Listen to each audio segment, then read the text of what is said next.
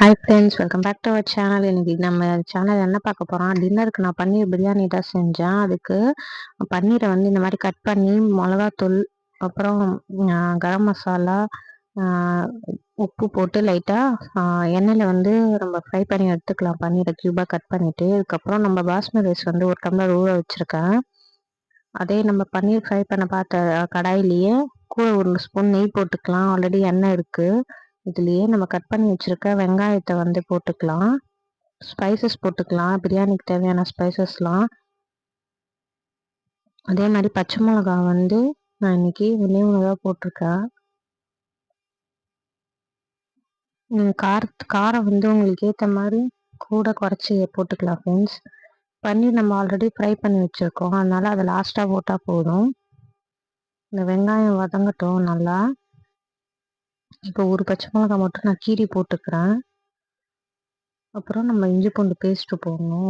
ஒரு ஸ்பூன் போட்டால் போதும்.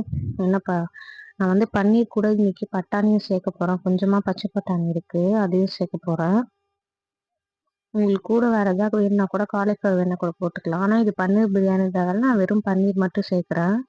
காரம் இது கூட கொஞ்சம் போட்டு செஞ்சிங்கன்னா நல்லாயிருக்கும். நான் இன்றைக்கி காரம் கம்மியாக தான் போட்டிருக்கேன்னா. பசங்க அப்போ தான் வந்து பன்னீர் பிரியாணி சாப்பிடுவாங்க காரம் கம்மியாக இருந்தால். வெளியிலாம் போனால் ஹோட்டல்லாம் நம்மளுக்கு காரமாக இருக்கும். வீட்லேயே செய்கிறதால கொஞ்சம் பசங்களுக்காக நம்ம காரம் கம்மியாக போட்டு கொடுத்து செஞ்சால் அவங்களும் சாப்பிட்ருவாங்க, நம்மளும் சாப்பிட்ட மாதிரி இருக்கும் அட்ஜஸ்ட் பண்ணிவிட்டு. இப்போ தக்காளி போட்டுக்கலாம். ஒரு மீடியம் சைஸ் தக்காளி வந்து கட் பண்ணியிருக்கேன். ஒரு பெரிய வெங்காயமும் ஒரு மீடியம் சைஸ் தக்காளியும் கட் பண்ணி போட்டிருக்கேன். இப்போ நான் ரெண்டுமே நல்லா வதங்கட்டும்.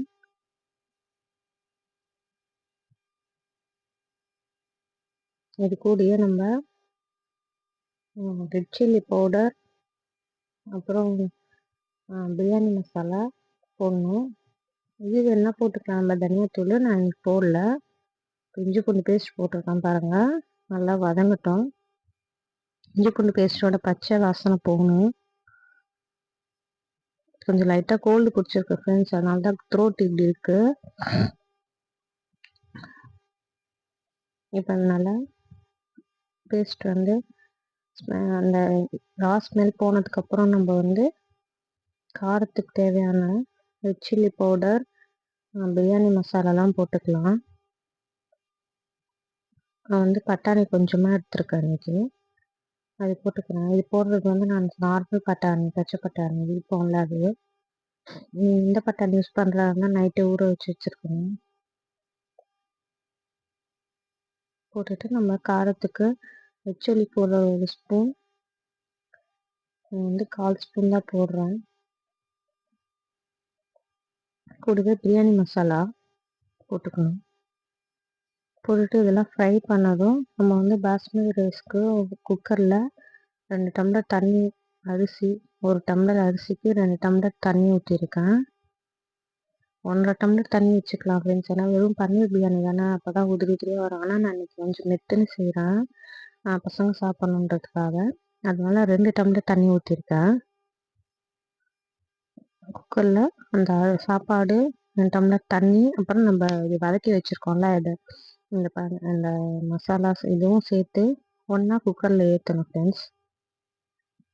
குக்கரில் ஏற்றிட்டு 2 விசில் விட்டு எடுத்தால் பன்னீர் பிரியாணி ரெடி. இதுக்கு சைடிஷ் நம்ம ரைத்தா வச்சு சாப்பிட்டோம் இன்றைக்கி. அப்புறம் ஹஸ்பண்ட் கொஞ்சம் குருமா வாங்கி வந்திருந்தாங்க. ஒரு சப்பாத்திக்கு தருவாங்க அந்த குருமா, அது வாங்கி வந்திருந்தாங்க. அதை வச்சு சாப்பிட்டுட்டாங்க அவங்க. இப்போ பாருங்கள், இப்போ இது ரெண்டுத்தையும் ஒன்றா சேர்த்துடலாம். நம்ம சேனலில் நிறைய வீடியோஸ் இருக்குது ஃப்ரெண்ட்ஸ், போய் பாருங்கள். நம்ம சேனலோட ரெசிபீஸ்லாம் உங்களுக்கு பிடிச்சிருந்தா நம்ம சேனலை சப்ஸ்கிரைப் பண்ணிக்கோங்க மறக்காமல். இந்த வீடியோ உங்களுக்கு பிடிக்கும்னு நினைக்கிறேன்.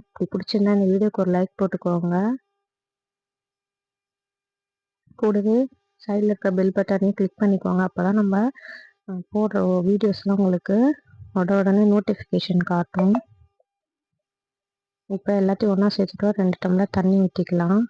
பன்னீரையும் சேர்த்துக்கலாம். இதுலேயே நம்ம வந்து பன்னீர் ஃப்ரை பண்ணலை, ஏன்னா ஆல்ரெடி நம்ம ஃப்ரை பண்ணி வச்சுருக்கோங்க. அதனால் இப்போ பன்னீரை சேர்த்துக்கலாம். அதில் தண்ணி 2 டம்ளர் ஊற்றிக்கலாம். பாருங்கள், இந்த மாதிரி தான் பன்னீர் இது பண்ணி வச்சுருக்கேன், ஃப்ரை பண்ணி வச்சுருக்கேன். சேர்த்துக்கலாம்.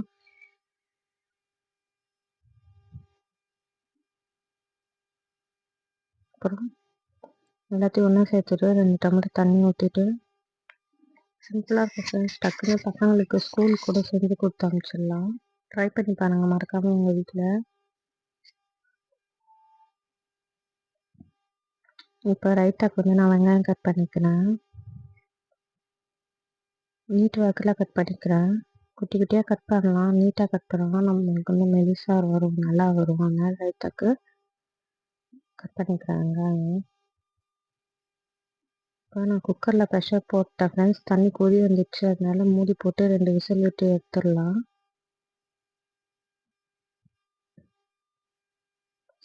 எப்பயும் போல் நம்ம எல்லா பிரியாணிக்கும் பண்ண மாட்டோம், இல்லை பன்னீர் மட்டும் கொஞ்சம் ஃப்ரை பண்ணி போடுறோம். பாருங்கள், ஒரு விசில் வந்துடுச்சு.